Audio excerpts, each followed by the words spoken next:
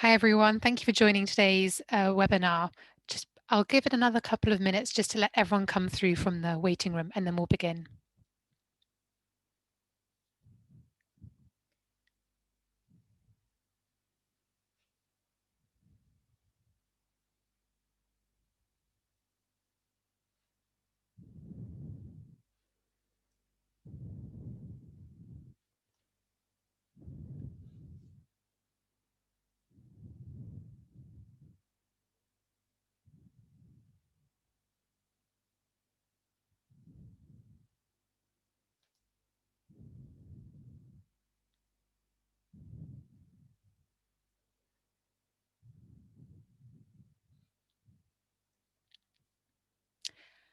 Hi everyone, thank you for joining today's premium briefing with Dr. Elizabeth Economy. Before I hand over to Matthew, our Chief Executive, to start the session, I'm just going to run through a quick bit of housekeeping. Please note the session is being recorded and a link will be shared with members post-event. If you have any questions for the speakers, please do use the Q&A button on your screens and we'll try and feed them through during the session. You can also use the raise your hand function if we have time towards the end of the session, and we'll look to unmute your microphones. I would now like to hand over to Matthew to start the session. Matthew. Thanks very much indeed as well. Thank you everyone for joining the session and welcome. Good morning if you're in America, good afternoon if you're in the UK, and good evening if you're in China. This, I think, is going to be a very timely webinar. We're delighted to be hosting today Dr. Elizabeth Economy, Senior Fellow at Stanford University Hoover Institution and at the Council on Foreign Relations. We think that we know the result of the presidential election. I think Dr. Economy will put me right if I've got that wrong, but we think we do. But lots of questions still unanswered about the future direction of US policy on China, which is a matter which is of direct concern to all our members. Will we be seeing a continuation of the trade war in another guise, or will we see rapprochement, perhaps a return to where we were when the Phase 1 deal was agreed? What will the Biden administration adopt as its approach on contentious issues such as Hong Kong, Xinjiang, and any number of economic issues? Lots to talk about. Dr. Economy is extremely well qualified to be the person talking to us. She's an acclaimed author and expert on both Chinese domestic and foreign policy, with many very strong books to her biography. The Third Revolution, Xi Jinping and the New Chinese State is her most recent book. That was shortlisted for the Lionel Gerber Prize, but she's also the author of By All Means Necessary, How China's Resource Quest is Changing the World, and The River Runs Black, The Environmental Challenge to China's Future, which won a number of awards, including being named one of the top 50 sustainability books in 2005 by the University of Cambridge, and won the 2005 International Convention on Asia Scholars Award for the best social sciences book on Asia. Dr. Economy contributes to a huge number of journals, including Foreign Affairs, Foreign Policy, the Harvard Business Review, also the Washington Post, the New York Times, you name it, she's done it. So we're very much looking forward to her remarks. And she is going to speak to us initially for, let's say, 7 to 10 minutes to give her opening thoughts before we move into a conversation with my colleague, Andrew, our Director of Media and Research. So there we are. I think that's enough from me. Do remember to use the Q&A button. It's okay to start feeding in questions while the speakers are speaking so that we're good and prepped. So the Q&A button is there for that, or you can use the raise the hand function as well. Without further ado, I'd like to hand over to Dr. Elizabeth Economy. Elizabeth. Thanks so much, Matthew. It's great to be here and really delighted to have the opportunity to speak to the China-Britain Business Council. So I thought what I'd do is just provide a snapshot of where I think US-China relations stand today, a little bit about how we got here, and then where I think they may go under what is going to be a Biden administration, to put all your fears or concerns to rest there, Matthew. So where are we today? I would say that we are on the precipice, or perhaps as close as we've ever been to entering a new Cold War with China. Part of that has to do with the way that the Trump administration has framed China and U.S.-China relationship. It's called China a strategic competitor and a revisionist power, right? A country that is bent on overturning or undermining the current rules-based order. In the United States, we now conceive of China not only as an economic competitor, but also as a military and even ideological challenger. The Trump administration has moved U.S. policy away from what has been 40 years, really, 4 decades worth of a policy of engagement, engage but hedge, where the argument was really that by integrating China into the international system of institutions and multilateral arrangements, that China would then become a pillar upholding those same institutions and the liberal international order, and over time would adapt its domestic institutions, its domestic economic and political institutions in ways that would lead it more toward becoming a market democracy. So that has not been what's turned out. And as we say, it takes 2 to tango. And so the other part of why I think we're on this precipice of a Cold War is the transformation that's been underway inside China since Xi Jinping came to power as General Secretary of the Communist Party in 2012 and president of the country in 2013. And briefly, if we look at the kinds of changes that have taken place, both in terms of domestic policy and foreign policy, I think it's fair to say that Xi Jinping has transformed China into a much more repressive and authoritarian country at home, and a much more ambitious and expansive country on the global stage. So just to give you some concrete examples, on the political front, of course, we have much greater constraints over the free flow of information, whether we're looking at the media or ability to communicate over the internet. We have a massive surveillance system, aiming to have 500 million surveillance cameras or more by the end of 2021. China is leader in facial recognition technology. It's moving with voice recognition and even gait recognition. So even if you can cover your face and not speak, someone in the Chinese Public Security Bureau will still be able to identify you by how you walk. Of course, we have the really egregious human rights abuses in Xinjiang, the far western autonomous region of China in particular, where over 1 million Muslim Uyghurs have been detained in labor and re-education camps. So, generally a crackdown on the domestic political situation, not to mention, of course, Xi Jinping's own consolidation of power in his own hands. Importantly for the US relationship as well, I would point to the fact that China in 2017 put into force a law that governs foreign non-governmental organizations. And before that law was passed, there were over 7,000 foreign NGOs active in China. And the US was very deeply engaged in civil society, interaction with Chinese counterparts. A lot of the leaders of environmental NGOs, for example, would come and spend 3 or 4 months in US environmental NGOs learning how to manage NGOs. At one point, US, I should say just US, foreign foundations and environmental organizations were responsible for funding 90% of environmental NGOs within China.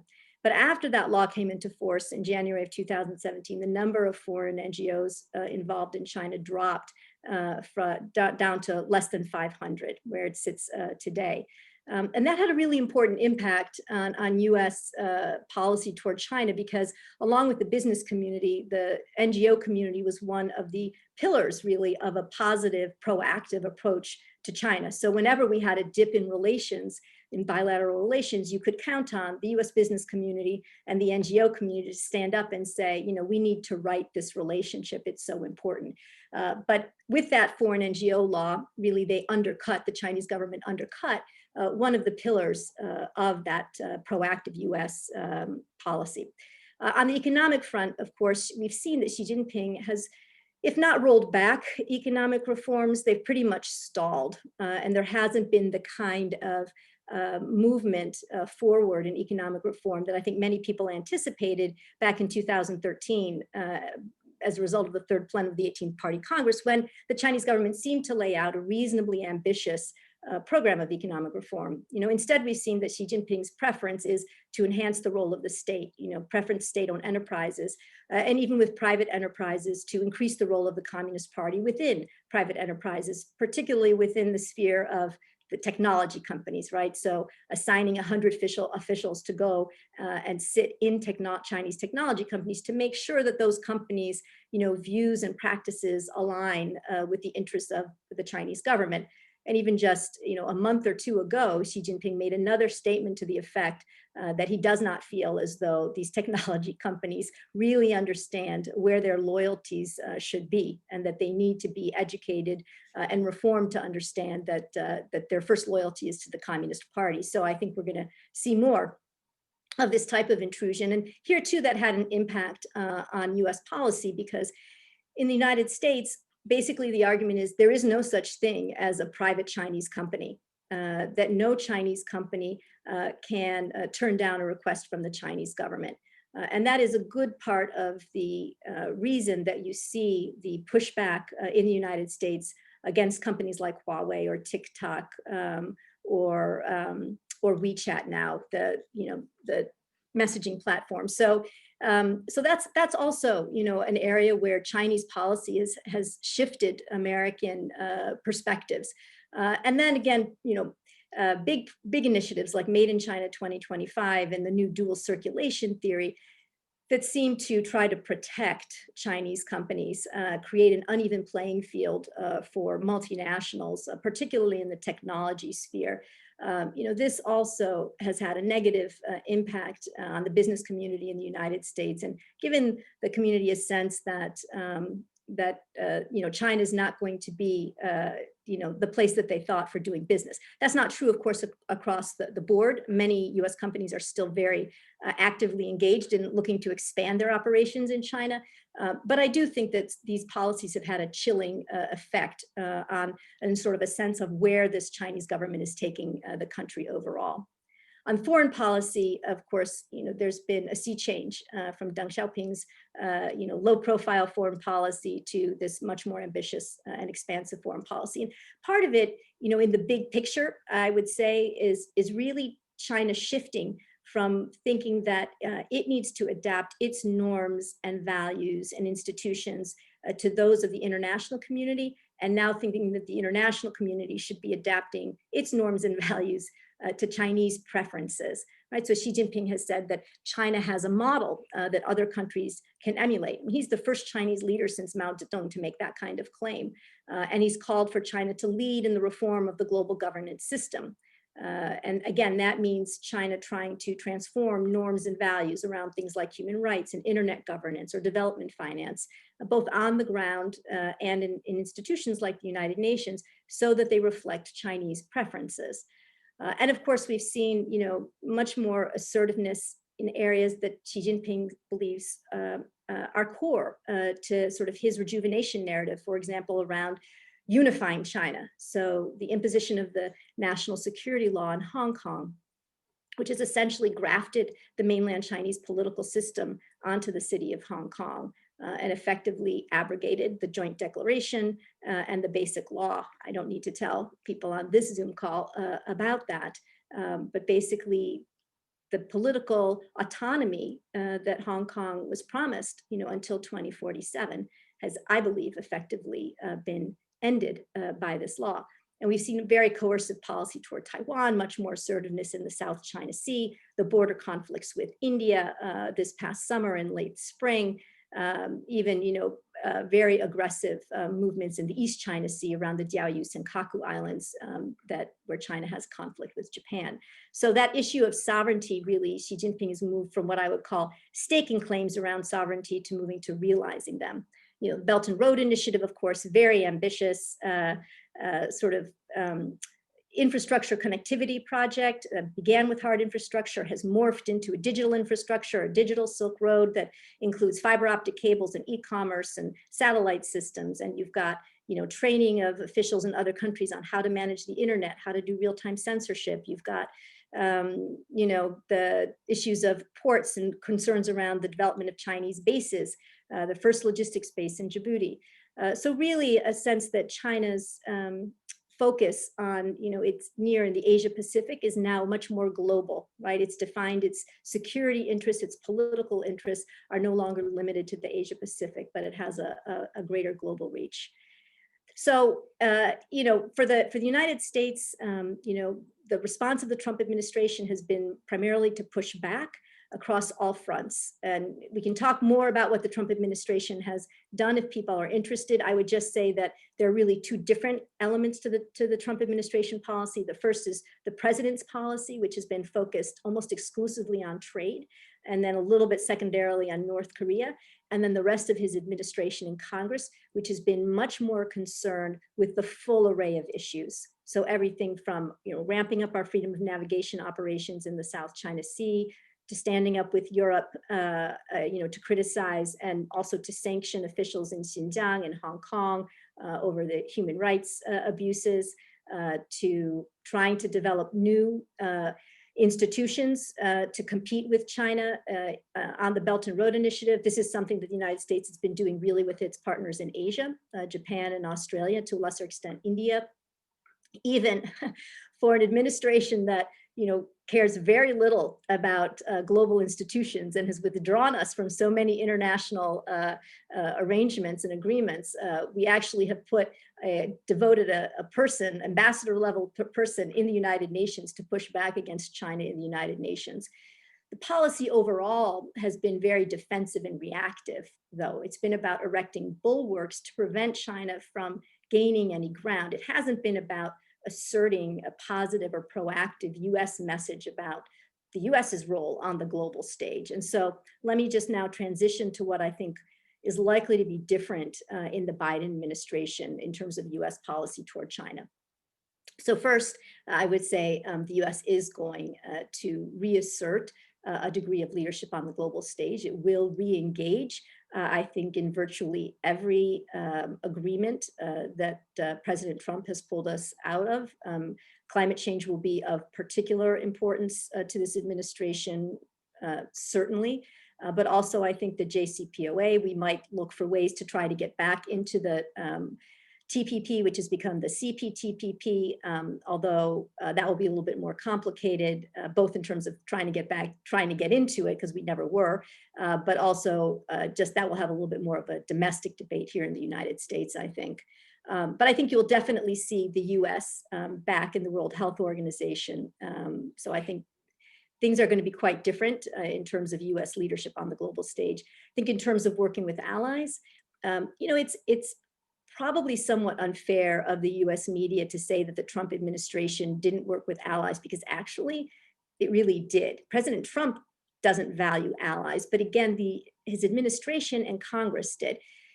I think many countries didn't appreciate the way that the United States engaged often, which was somewhat bullying sometimes and a little bit coercive. But they recognize the value of alliances. But I think the Biden administration is clearly going to adopt a much more consultative approach to working with allies. And I think there's a lot of talk about, a D10, a Democracy 10, or a Tech 12, and we can talk more about that if people are interested. Of course, the D10 was a UK initiative, not a US initiative, but there's a lot of interest in that here in the United States. I think personally it's going to be important to branch out beyond that, to reach into Africa and Latin America and Southeast Asia as well. But I think very initially, at least, the US is going to be looking to shore up its traditional alliances and partners. Third, I think there will be a pause button on the decoupling effort. I think, this administration has come in with a sledgehammer to look at, what technologies, I think it sees a national security threat behind every technology. I think a Biden administration is going to look to do what former Secretary of Defense Gates said, which is, build a tall fence and have a small yard. So really try to think through in a very serious way, what are those technologies that we don't want to, let out of the United States to China? And what are those technologies from China that we don't want in the US tech ecosystem? And then let the market decide the rest. But really not kind of just come through and basically brand every Chinese technology, in some way or another, a national security threat. Fourth, I think we will look to reestablish the bilateral framework with China. That has essentially collapsed with the exception of trade negotiations and a little bit of discussion between the two militaries over crisis management. The comprehensive dialogue that the Trump administration put in place at the outset of its administration, there are no dialogues going on. So I think a Biden administration will reconstruct it, not frankly with an eye, I don't believe, to thinking that there will be any major deals that will come out of it, but rather that it's important just to have a formal framework for expressing US views to China and also hearing the Chinese views from the United States. So I think let me stop there, and I will welcome questions and comments. I learn as much from everybody in a chat as I think that I ever give to anybody. Thank you so much, Elizabeth, for those introductory remarks. And just to add to Matthew's introduction, it's great joy to me to be able to talk to you. Actually, I've read your work over many years and really enjoyed reading your book on the Third Revolution over the last few days. The book itself is a fantastic survey of where China is under Xi Jinping, and you've just given us also a fantastic survey of the state of play between the US and China right now. So with that in mind, I want to sort of start to broaden out the conversation. I'll just remind everyone on the call that please do, send in your questions, type them in, and we'll see them, and I will put them to Dr. Economy as we go on, trying to sort of weave it all together, but I will endeavor to ask as many questions as I can. Just wanted to, Elizabeth, just pick you up first of all then on the sort of opening comment you made there, that we're actually on a precipice of a Cold War between the US and China, which is quite a striking thing to say. And of course, others have warned that we may already be in a Cold War. When you look at the Biden administration, I mean, obviously there were people in the Trump administration, as you alluded to, who were of that mindset already, whatever the president himself thought. You had these people like Matt Pottinger and Peter Navarro and so on, obviously very hawkish on China. When you look, though, at the incoming administration, is that the mindset that they have? Does Biden himself, does Kamala Harris, do the people who are advising them, are they coming into this with that mindset that we're pretty much about to start another Cold War here? So I would say I don't think that there's anybody that will be coming into this administration who would want to frame a US-China relationship as a Cold War.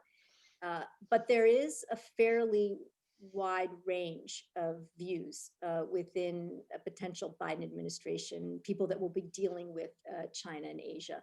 So I think it remains to be seen where the center of gravity actually lands, because you do and you will, I think, have people who actually are fairly closely aligned with someone like Matt Pottinger. And I would distinguish Matt from Peter Navarro. So right. I would lump them together just to be fair to Matt, frankly. But I think you do find people, or you will find people in the administration who are not, who would say, yes, the United States should be back, for example, in the climate change and the Paris Climate Accord, but it's not absolutely essential that the United States deal with China on climate change, right? China needs to do the right thing on climate change because it's the right thing to do.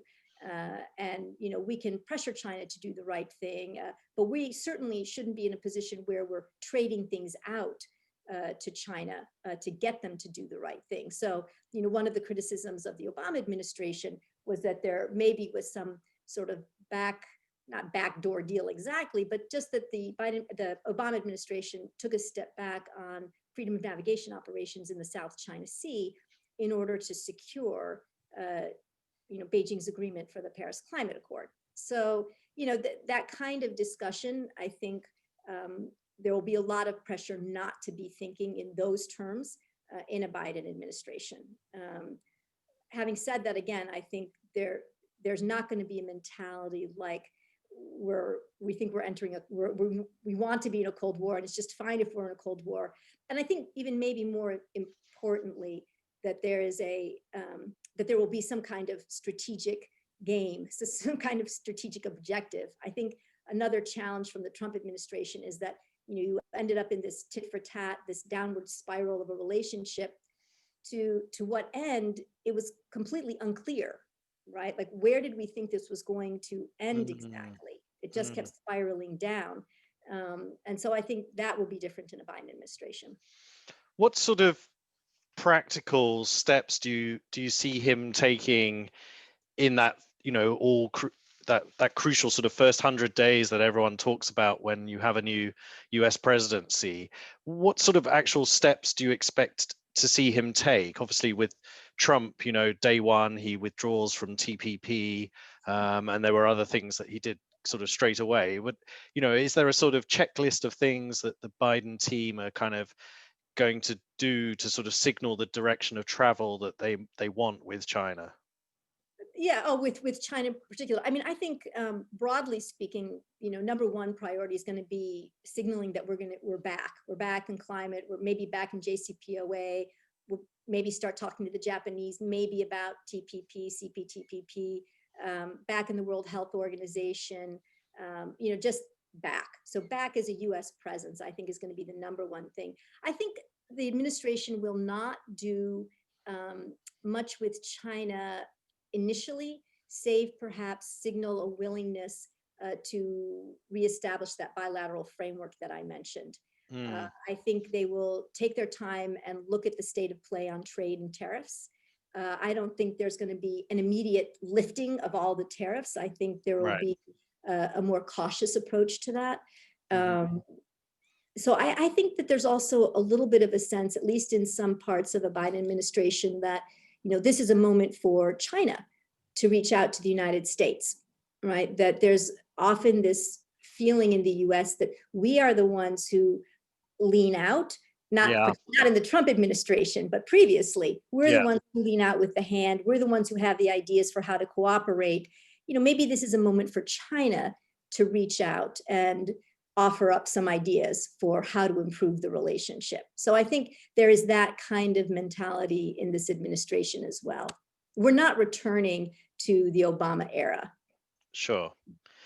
What was your sense, though, having come through the presidential campaign, of how China will now play politically in the US? So, for example, if the Biden administration were at some point, say, to soften the tariffs or to soften some of the measures that we've seen against Chinese companies, would that be criticized? Would that be difficult for them politically to do within the US? Is that something that the Republicans would jump on pretty quickly, or is it was it not such a hot issue as you were expecting during the campaign?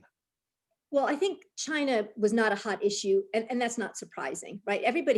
Every presidential election, people say that China is going to be a huge issue, and it never is. If there were to have been an election where that would have played out, it would have been this one, and it didn't. Because fundamentally, Americans care about the United States, right? We care about our bread and butter issues. And there wasn't really a sense that Biden administration would be that weak on China. There wasn't, and that's not what people are thinking about. That was, I think, a miscalculation on the part of the Trump administration to think that that was going to be a big issue. It really never turned into that at all. There wasn't enough space, and it's such a bipartisan issue within the Congress that you couldn't really, have even Congress people attacked in Congress on that. So anyway, it didn't sort of emerge in that. But in terms of whether the administration would face pressure, absolutely. So any step that they would take, for example, in rolling back tariffs, they'd have to get something from the Chinese for that. There'd have to be some sign that the Chinese were doing something differently, better, in measurably enhancing prospects for U.S. business, so that the U.S. would then take a step back. So that would be a great move for the Chinese if they wanted to improve the relationship with the United States, would be to be thinking in those terms. In other ways, on the technology front, I do think that there's room there for the Biden administration just to come in and say, listen, we fully recognize the seriousness, of these technology issues, both in terms of, technology theft, but also in having Chinese technology here, et cetera. So all the different ways in which technology issues have come to the fore, but we're going to do this in a much more thoughtful way, right? So we're establishing this infrastructure, we're putting people in who actually know about technology, right? So who can make decisions. We're not going to basically say everything's banned and then step things back, which is a little bit the way that this administration has operated, but really try to sketch out ahead of time what are those critical issues. The tall fence and small yard that you were talking about before. If I could just go back to a sort of broader question again. You talked about the precipice of a Cold War and a sense in the US that there's an economic confrontation here. Increasingly, there's a military and an ideological confrontation as well. I mean, when I think back to the Cold War with the USSR, and most of this is, me remembering this from childhood and growing up, but there was a real sense as I grew up in the 70s and 80s that, Russia was the enemy and they were completely different from us, and it was a very closed off system that people just didn't go to, hardly anyone ever even went to Russia. We didn't know anything about it, we didn't trade with them, and there was a real ideological clash there. They had a real system that was very different from ours. Do you think, not just the broader political sense in America, are the American people ready for that sort of Cold War with China? Is that the mentality that people have, that we're about to enter this real sort of freeze in relations on the scale of the Cold War that we obviously had with Russia back in the day? No, I don't think that is the mentality of the American people. I think one of the things that's been striking over the course of the past 4 years has been the extent to which, governors, U.S. governors, and still local business people, agricultural sector, although that's actually more mixed than you would think, but still want to do business with China, right? And are still open to, engagement and want, sister to, city to city sister relationships and this kind of thing. So I don't think that is the mentality of the American people. I think it's much more confined to sort of the policy elite, right? That see similarities. Obviously, there are enormous differences, as you've just sketched out, but see similarities now in China in terms of its interest in exporting elements of its model, or shaping norms and values in the United Nations, really changing in some ways. It could just be eating around the edges, and corroding institutions, as opposed to promoting an entirely different structure, right? I mean, that's an important difference. I mean, China is in the WTO, right? It is active in the full range of UN agencies. I mean, it leads 4 out of the 15 specialized agencies in the United Nations. It's really about, are they eating away at norms and values within those institutions in a sense that ends up transforming them quite fundamentally? Or when they're doing political capacity building in Africa, on how you help with, online censorship, helping countries do this kind of thing, what does that actually mean? So I think that's it's a more subtle than the Cold War framework. I get you. I have a question from the audience here. Unfortunately, it's come through as an anonymous attendee, but I'll ask the question anyway, and it's on the topic of, as you were saying there, perhaps the Biden team taking a more consultative and a more multilateral approach in its policy towards China than the America First tenets of the Trump administration.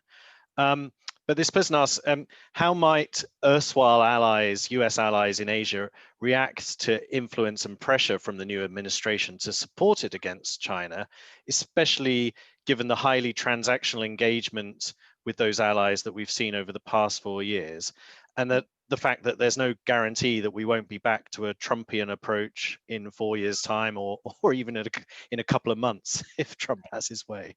Okay, let's not go there. But no. I would say this. I think we actually, we being the United States, haven't really had to worry about our Asian allies. So if you look at Japan and Australia, they actually banned Huawei before the United States did. They're ahead of the game. Australia was way ahead of the United States on the entire issue of influence operations and concerns over that from China inside Australia. They were the canary in the coal mine for us. And the US has worked very closely with Japan and Australia. We have a Blue Dot initiative. We're doing infrastructure projects together to compete on the Belt and Road. We've revived the Quad with India. We've just signed a defense pact with India. I mean, it's, and I think the difference is that already in those countries, they have a clear sense of what their interests are with regard to China. And actually their interests in many respects are fairly closely aligned with the United States' interests, right? Being in the Pacific, being in Asia, there's a sense of a greater concern with the rising security threat that China poses, right? If it's, for Vietnam, if it's your boat that was just sunk in the middle of the pandemic, you're more concerned perhaps than you are if you're the UK when China's not, in the Atlantic sinking your boat, right? So I think that they have a different orientation from Europe. I do think, though, we've seen over the past few years that Europe, has now called China a systemic challenge, that Europe has stood up on Xinjiang, has stood up on Hong Kong. I think UK is quite unhappy with the direction in which Hong Kong has moved. I think China shot itself in the foot with its wolf-warrior diplomacy, its mask diplomacy during the course of the pandemic. I mean, it has come out of the pandemic, strong in its economy. It looks robust compared to virtually every other place in the world. And I think that is to its credit and will serve its well, on the global stage.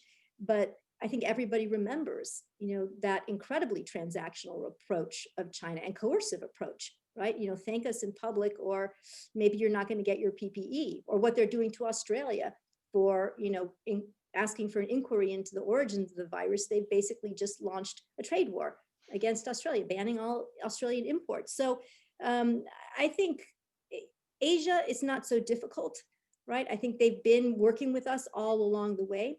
And I think, as far as I'm concerned, in my engagements with European officials and analysts over the past year or so, I've definitely felt a shift in a way that suggests that Europe is becoming more concerned about China as a normative issue, right? So Europe is not an Asia security player, but now you've got Germany saying it's going to put some military people on Australian, naval carriers and things. I mean, so I think that there's a sense, right? Germany has an Indo-Pacific strategy. I think that there is a changing sense in Europe, at least in some European countries, that that the challenge that China poses to freedom of navigation, to free trade, to human rights, that these are big issues that everybody has to be engaged in. So in a sense, a Biden administration might be pushing in an open door here, both in Asia and in Europe. I think so. Again, the UK came up with the Democracy 10 idea. That was not the US idea, right? So I think that's important to remember. Can I turn to what's happening in China itself? And your book makes the point, actually, that in formulating our policy towards China, US policy, UK policy, whatever, we have to be more aware of actually what's going on in China itself.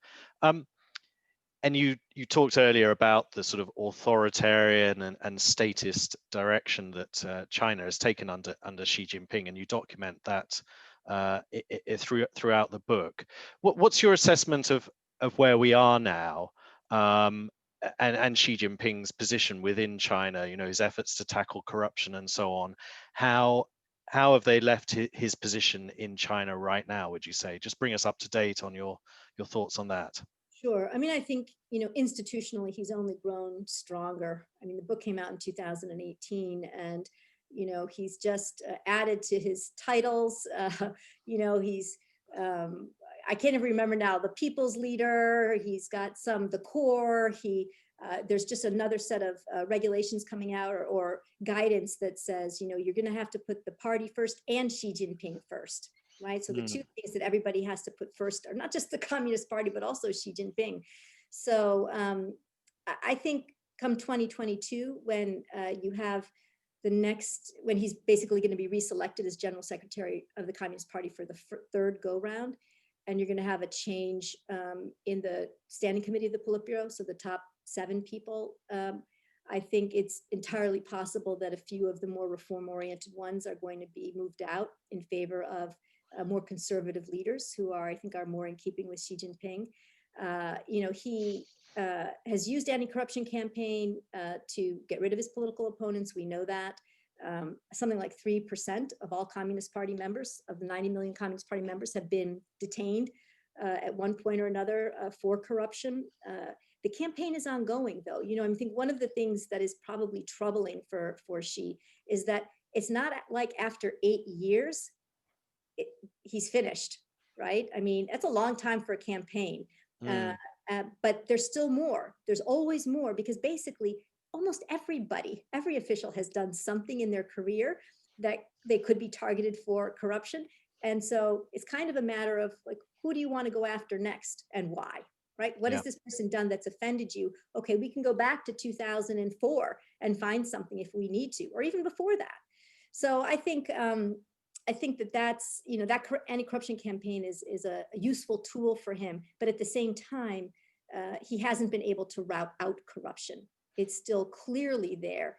And that's part of the problem with not having transparent, governance institutions and the rule of law, and keeping the population out of this process, and an active media, is you don't, have those institutions that bring transparency to the process and hold officials accountability, hold them accountable. So sorry, I think he's institutionally stronger and only getting stronger. But I also think at the outset of the pandemic, we did see that there is discontent, there is dissent in China. And it's harder to see now than it was back in 2010, 2011. But clearly, there were attacks personally on Xi Jinping and his rule and his, governance, as exemplified by the pandemic. I mean, Ren Zhiqiang, who's a very famous real estate billionaire in China, basically has said, the emperor has no clothes. Of course, now he's in jail for 18 years. So I would just say this: institutional, strength, consolidation of power doesn't necessarily equate with political legitimacy. And we shouldn't assume that just because we can't see protests, we can't see discontent and dissent, that it's not there. Sure. What were your sort of main takeaways from what we know about the 14th five-year plan now, and in particular the dual circulation strategy? What did you really take away from that? Yeah, I mean, I think the dual circulation strategy to me is just building on Made in China 2025 and emphasis on domestic consumption, and it's everything that Xi Jinping wants. Basically, it's saying that we have this big market, we represent 20% of the world's population, and we can keep everything in-house. We can innovate, we can manufacture, and we can consume. And we can have, areas, of course, we'll want to export, right? And we'll have, specific selected areas where we will invite foreign participation in. But beyond that, we're our own world here in China. And so for somebody who really is all about control, who always wants to keep his fingers on and his hands on the levers of control, dual circulation is great. And so that's how I see it. I see, they don't talk about Made in China 2025 anymore. They've scrubbed it from the websites and this kind of, they don't use the term. But it's clearly still there, right? It's clear they want to, dominate in the manufacturing of the technology. They want to dominate in the export of these technologies, and dual circulation is a way to help accomplish that. Yeah, I mean, in some ways, the dual circulation strategy is almost a tacit admission of failure, because this idea of reorientating to domestic consumption has been around for years now, right? And some skeptics of the new strategy would say, well, this is just dressing up the same plan in a newly named strategy. I mean, is there any evidence to your mind that it can work this time? because, actually, as lots of people have pointed out, if you're going to rely more on domestic consumption, that implies some pretty big changes actually to China's model, some redistribution of wealth from companies to individuals and so on and so forth. Yeah, I mean, I think, given the pandemic, this is probably a difficult time for them to move forward with that. And we've seen they haven't actually been very good about redistributing wealth over the course of the pandemic. So unlike, for example, the United States, where, there was a lot of targeted delivery of, money, frankly, to people during the pandemic to encourage them to consume. China didn't go that route. It, offered coupons and other things. So what you see now is that the wealthier in China are doing fine, right? And consumption of luxury goods going quite well. But the bottom sector of China is not. And, the fact that Li Keqiang came out and said that 600 million people live on $140 a month or less, right? That's roughly half the population. And so there's a lot of room to make up. And I think, there's the Hukou problem, they still haven't resolved that, the system of residency permits, there are demographic issues that are going to come into play. Fewer people are getting married, fewer people are having babies despite lifting the one-child policy. Those things track with consumer confidence. They track with people's confidence in the system. People have more babies, they get married when they're optimistic. And we've seen over the past several years that it's moved in the opposite direction, which is striking, right? Given that they lifted the one-child policy, that last year in 2019, they had, as few children born as they had in 1960, the end of the famine from the Great Leap Forward. And that's extraordinary, really. Yeah. So I think you're right. There's a lot of work to do, but it doesn't mean that the ambition isn't there. I think the ambition is there. Yeah, but just to tie it back a bit to US-China relations, I mean, it always seems to me that, a lot of the concern in the US is born of this real concern that China is getting ahead in technologies from 5G to AI and so on and so forth. But you also discuss in your recent book about whether the Chinese system is really conducive to invention as opposed to innovation. I mean, do you think in some ways we set too much store and we sort of react to what China says it's going to do and not what actually China does actually achieve in the end sometimes? Yes. I love that point. It's a point that I often make myself, is that, we tend to buy into whatever China sets out as a target and assume that it's going to achieve it. Even most recently with the 2060 carbon neutrality pledge, right? So that, that Xi Jinping made. There's an enormous amount of excitement around that. China garners all this enthusiasm, or what it pledged to do, with response in the United Nations with response to the pandemic, say they're going to make a vaccine a global good. Nobody knows exactly what that means. What we have seen is that they're basically striking individual deals with partner countries, favored countries that they like, for early access.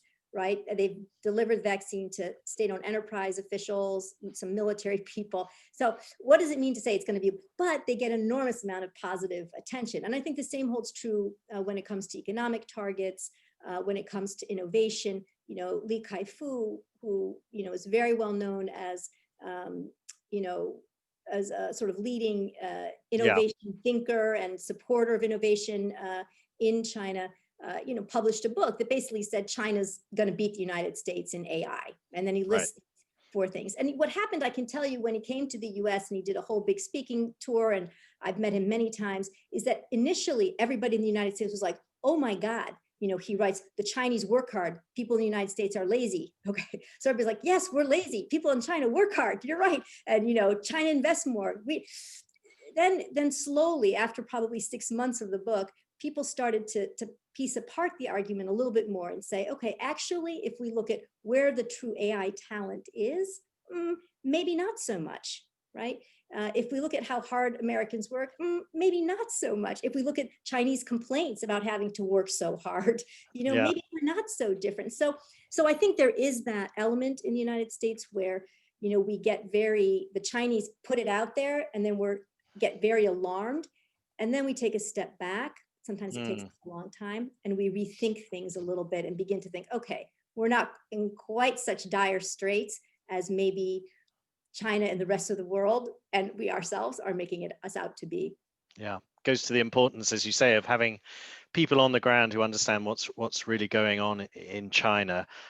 Just want to say, just remind everyone, sorry, time is flying because I'm really enjoying talking to Elizabeth, but please do ask questions if you want to. We do have another one, especially as it's getting darker here in the UK. I'm afraid I'm going to disappear any second. But I do have another question here from an anonymous attendee, but they ask, how far does the prospect of a digital Cold War go towards accelerating decoupling and a rebalancing the power and reach of regulatory spheres of influence in the global economy? I think what that question is getting at is, to what extent do you feel that we're headed for a sort of, a digital divide in the world, with a sort of Chinese system and a US system, and we have to plump for one or the other? Yeah. No, I think it's a real concern. I'm not even sure that it's a Chinese system and a US system, though. I think, if you look at the technology, the 5G technologies, it's not about US technologies. It's Nokia and Ericsson that have the actual competitor technologies to Huawei, for example. But I do think it's a serious issue. And I think the digital Silk Road and the advent of satellite systems, e-commerce and fiber optic cables, 5G, all of that woven together, China's push on safe cities, right, where it is exporting its surveillance technology to many countries that want it. Part of this whole idea about a China model and everything is that countries are actively receiving it and desiring it. It's not being foisted upon them by Chinese. I think that's important to understand. But I do think we're heading that way. And the idea of a clean network, right, which has been embraced by the United States and some countries in Europe and in Asia as well, I think does suggest that we're moving toward a digital divide. And, thus far, I think China doesn't seem that concerned at the prospect. Part of the Chinese argument seems to be, fine, they're pushing back. Obviously, I shouldn't say they're not concerned. They're pushing back. They're threatening countries that, are rejecting Huawei for sure, right? Threatening the German car industry, for example. But I think they also feel as though they've got the whole rest of the world to occupy, Africa, Latin America, Southeast Asia. And so, you have the United States out there, I can tell you, going to Brazil and saying, listen, we will help pay for you to keep Huawei out, right? We've got our Development Finance Corporation, our new institution, and we will, help Nokia and Ericsson, invest in Brazil's 5G. So I think that's why I said earlier in my remarks, I think that moving forward, it's not just going to be about the D10 or the Tech 12 and the US and friends. It's going to have to be a much more broadly engaged outreach to Latin America and Southeast Asia and Africa, and making the case for why countries want to embrace the clean network, right? Or why they want freedom of navigation, a whole set of rules that underpin the liberal, international order. What do they get out of that? Because I think for many countries, it's not actually clear at this point why they're better served by UK and US norms and values than Chinese. That really does come back to the Cold War, doesn't it? The days of sort of disputes in Latin America and Africa between the US and USSR. If I could ask us then a slightly parochial question about where the UK fits into this. What are the risks for the UK if tensions between the US and China continue in the way they are and potentially even worsen? Our government's recent decision on Huawei and the 5G rollout was interpreted as really indicating that non-US firms and non-US countries can really experience major collateral damage from the trade war. Do you think that's a fair assessment? And how would you advise countries like the UK and companies here to confront this? Well, so I would say this. I think yes, there's an element of the business side of things that companies have to think through, right? As this tech war proceeds, and it is going to move forward in one form or another. Again, I think it will be less sort of wide sweeping than it's been. I think it'll be more carefully calibrated. I think there will be more consultation, perhaps. Again, that goes back to this D10, or Tech 12 idea that the US, countries in EU, Japan, and others will sit down ahead of time and try to figure out what are the sort of technology standards that we want to promote together, and then, invite China in. I think that part of this is going to be just, countries with similar systems and values. And again, the EU and the US aren't exactly the same when it comes to some of these issues also. So we're going to have to bring ourselves together first, but to sit together, set our own standards, and then bring those to the ITU, bring them to China and say, we welcome you in or not. So to me, that's the future. It's not going to just be about the United States doing this and then saying, to a Dutch company, ASML, sorry guys, you're not going to sell your $400,000, things to China anymore. I don't think that's going to be the approach of the Biden administration.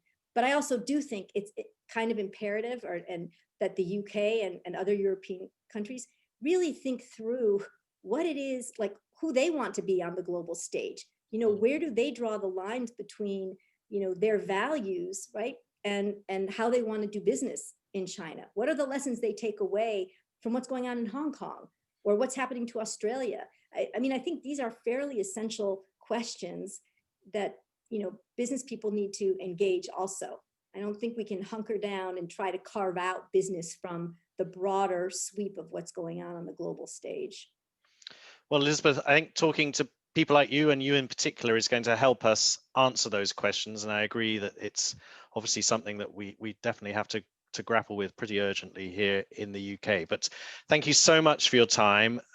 Thank you for all those insights. Obviously pretty tumultuous time over there in the US, but thank you for joining us today. And I'm going to hand back to Matthew at this point. Thanks, Andrew. That's great. And thank you, Elizabeth, so much. You've given us a huge amount to think about there. I think because there's been so much focus on President Trump in the run-up to the election and on the consequences of his decisions and policies, we've perhaps not thought as much about the implications of Chinese policy, and you've really helped us to get those two in balance there. We promise we will not hunker down, that we will think about these issues with the the rich stimulus that you give us there. Thank you. We hope we might be able to do this again sometime. Let me just wait for a moment while we call up on the screen. There we go. Coming soon, attractions at CBBC. 3 to highlight for you. For those of you in China, on the 19th of November, CBBC will be hosting a welcome reception for our new ambassador, Caroline Wilson, in Beijing. So please do sign up for that if you are available. It promises to be a great evening. Then next, on the 25th of November, we have a consumer sector briefing by CBBC board member David Roth of WPP Group, looking at the Brandsy Top 100 Most Valuable Chinese Brands report for 2020. That's just launched and promises to be a very interesting briefing and discussion. And finally, back by very popular request, on the 8th of December, we have the UK's Trade Commissioner to China and Hong Kong, John Edwards, joining us for a premium briefing. Get that in your diaries now. There we are. That's the commercial over. I hope we're now on schedule. Yes, we are just about. One last thank you to Dr. Elizabeth Economy for a fantastic and thought-provoking discussion. And we look forward to seeing you all soon. Goodbye.